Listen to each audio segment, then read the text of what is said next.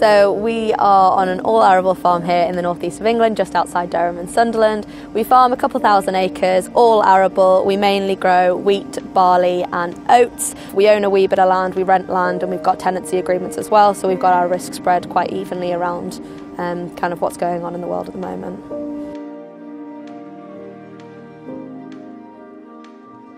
I am the 6th generation to farm here, so we've been around a while. I work over here very closely with my dad, and my dad with his granddad and so on, and each generation kind of adds their piece to the farm.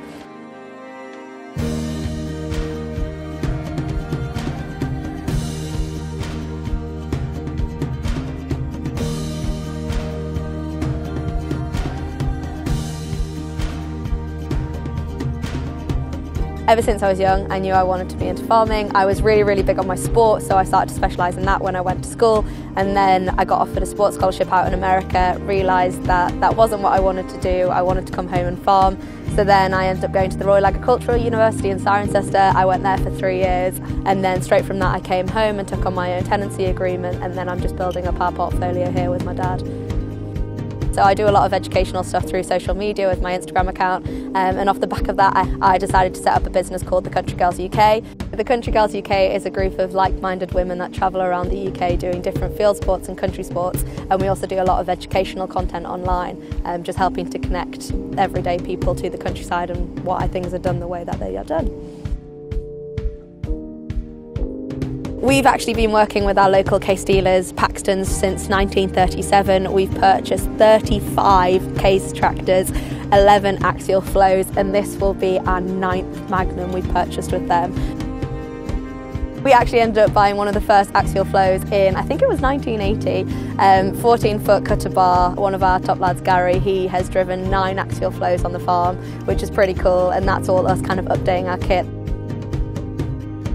I'm currently operating the 6140 and we've just bought a new 7140, and the difference between the two, still again, case have just absolutely exceeded my expectations. So little things like taking the spinners off the back and having it on an automated switch, so much easier for us as operators because you're not getting covered in chaff and you're not itchy for the rest of the day. It's a simple button job. So we're currently running 3 Magnums, which is a 310, the beauty behind me, and 2 315s. We got them in 2011 and 2012. We'd be lost without them. Cultivating and drilling, they just absolute game changer. The one thing I will say about the new tractor is the fuel efficiency on this is ridiculously good. We're also operating 3 Pumas, a 140, a 160 and a 165. They're both CVX gearboxes. I much prefer the CVX gearbox on the road and in the field operations. It's so much smoother, so much easier to operate, and fuel efficiency again is second to none. And then we've got an MXU 110, an MX 115 and an MX 100, which mainly kind of do the running around with the trailers at harvest. The new AFS system behind me, that is a serious step up. Even just the ergonomic use for our driver, our main man Gary, who drives this, he will not stop going on about it. He absolutely loves it. The central locking, the new lights that they've got going on, just everything for the user's use. As margins are going to get thinner as the BPS payments fade out, it's really important for us to know that the machinery we have on farm is going to step up and be as reliable as we need it to going forwards. Harvest 2021 was an interesting one. It was very stop-starty. We had a lot of rain, we had gaps of sunshine, which was just a bit of a nightmare, so when we went we really had to go. But overall the yields were actually pretty good. Our barley did really well this year. I think it was definitely a very convenient growing season for the barley. It allowed it to really get going early on, and then obviously it rained quite a lot, but the barley was already established, so that didn't really have much of an impact on the barley. This year we noticed through harvest that we did have smaller windows to get larger areas done, so actually the new investment that we made in the new case axial flow this year was amazing for us because it meant we had 2 really up-to-date axial flows, so we could just bosh out the acres that we needed to do in the short space of time that we had.